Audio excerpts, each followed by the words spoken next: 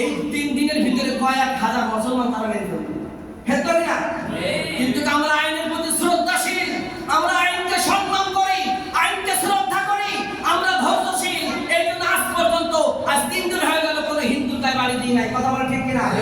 আমরা আইনের শ্রদ্ধা করি, আইনের মাধ্যমে তাদেরকে দৃষ্টান্তমূলক শাস্তি দিতেই হবে। কথা বলে ঠিক কিনা?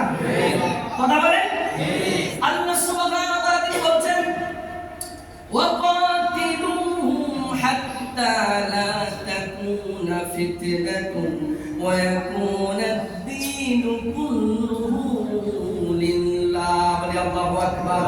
সূরা আনফাল 39 নম্বর আয়াত আল্লাহ সুবহানাহু ওয়া তাআলা তিনি বলছেন যতক্ষণ পর্যন্ত তোমরা ততক্ষণ পর্যন্ত সংগ্রাম চালাবে, যতক্ষণ পর্যন্ত দুনিয়া থেকে ফিতনা দূরীভূত না হবে। কার কথা? কথা বলেন কার কথা? আল্লাহ বলছে মুসলমান যারা ঈমান এনেছো ততক্ষণ পর্যন্ত তোমাদের সংগ্রাম জিহাদ করতে হবে, যতক্ষণ পর্যন্ত আমার জমিন থেকে ফিতনা দূরীভূত না হবে। ফিতনা কি দূরীভূত হয়েছে? কথা বলেন হয়েছে? এক এক সময় এক এক নামে এক একটা সমস্যা করে আমাদের দেশের সাধারণ মুসলমানদের ভিতরে দাঙ্গা হাঙ্গামা লাগিয়ে আবার সুযোগ নেওয়ার পায়তারা করছে। কথা বলে ঠিক কিনা?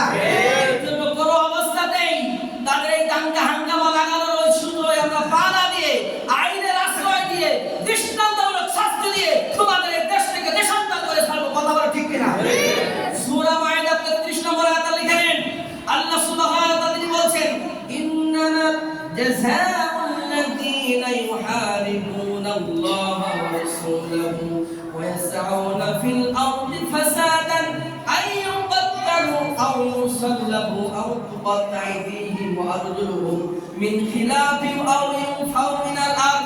আল্লাহ সুবহানাহু ওয়া তাআলা তিনি বলছেন দুনিয়াতে যারা আল্লাহ এবং তার রাসূলের বিরুদ্ধাচরণ করতে চায়, দুনিয়াতে যারা ফাসাদ সৃষ্টি করতে চায়, ফাসাদ সৃষ্টি করবে, তাদেরকে চারটে শাস্তি দিতে হবে। কয়টা শাস্তি? 1 নম্বর হলো তাদেরকে হত্যা করতে হবে। কি করতে হবে? যদি হত্যা না করা যায় তাদেরকে ডান হাত আর বাম পা বিপরীত দিক থেকে কেটে দিতে হবে।